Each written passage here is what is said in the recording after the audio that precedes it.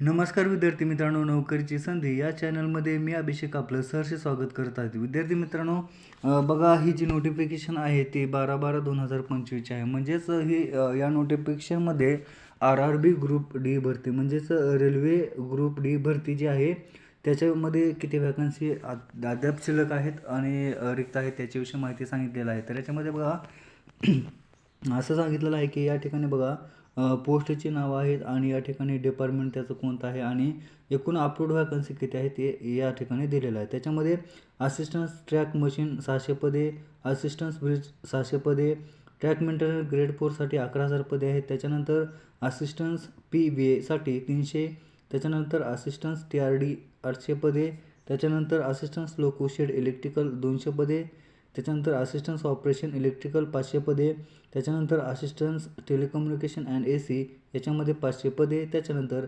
Assistance C&W म्हणजे cabin and view याच्यामध्ये 1,000 पदे आहेत. त्याच्यानंतर पॉइंट्समॅन B याच्यामध्ये एकूण 5,000 पदे, त्याच्यानंतर असिस्टंट सिग्नल टेलिकम्युनिकेशन याच्यामध्ये 1,500 पदे, अशी एकूण 22,000 पदांची भरती येणाऱ्या नजीकच्या कालावधीमध्ये RRB ग्रुप डीमध्ये होणार आहे. त्याच्यानंतर बघा या ठिकाणी आपल्याला एक चार्ट दिसत आहे.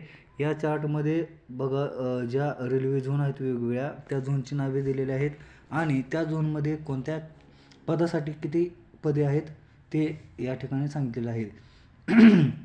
तर याच्यामध्ये बघा सेंट्रल रेल्वे याच्यामध्ये 1979 पदे रिक्त आहेत. त्याच्यानंतर पुढची जी रेल्वे आहे ती ईस्ट सेंट्रल रेल्वे याच्यामध्ये 803 पदे, त्याच्यानंतर ईस्ट सेंट्रल रेल्वेमध्ये 993 पदे आहेत.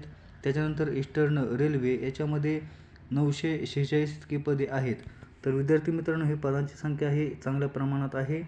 त्याच्यानंतर पुढचं जे आहे तो नॉर्थ सेंट्रल रेल्वे याच्यामध्ये 1186 इतकी पदे या ठिकाणी देण्यात आलेली आहेत. त्याच्यामध्ये नंतर नॉर्थ ईस्टर्न रेल्वे याच्यासाठी 1196 पदे, त्याच्यानंतर नॉर्थ फ्रंटियर रेल्वे 1776 पदे दिलेली आहेत. त्याच्यानंतर नॉर्थर्न रेल्वेमध्ये सगळ्यात जास्त वॅकन्सी याच्यामध्ये आहेत, त्या म्हणजे 3,537 इतक्या वॅकन्सी देण्यात आलेल्या आहेत. तर विद्यार्थी मित्रांनो येणाऱ्या काळामध्ये रेल्वेमध्ये चांगल्या प्रमाणात भरती होण्याची शक्यता आहे. त्याच्यानंतर पुढचं जे झोन आहे ते नॉर्थ वेस्टर्न रेल्वे याच्यामध्ये 974 इतकी पदे रिक्त आहेत. त्याच्यानंतर पुढे south central railway 1,012, south eastern railway 949 इतकी पदे आहेत. त्याच्यानंतर साऊदर्न रेल्वे 1,036 इतकी पदे रेल्वेमध्ये RRB ग्रुप डी यासाठी रिक्त आहेत.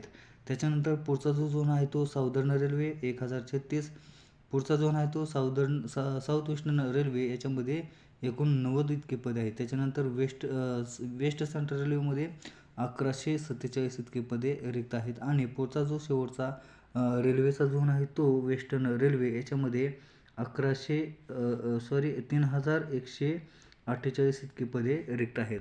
त्यामुळे येणाऱ्या नजीकच्या कालावधीमध्ये रेल्वे विभागामध्ये मोठ्या प्रमाणामध्ये भरती होण्याची शक्यता आहे आणि याच्यामध्ये बघा ही जी पदे आहेत या पदांना किती वॅकन्सी आहेत या ठिकाणी देण्यात आलेलं आहे.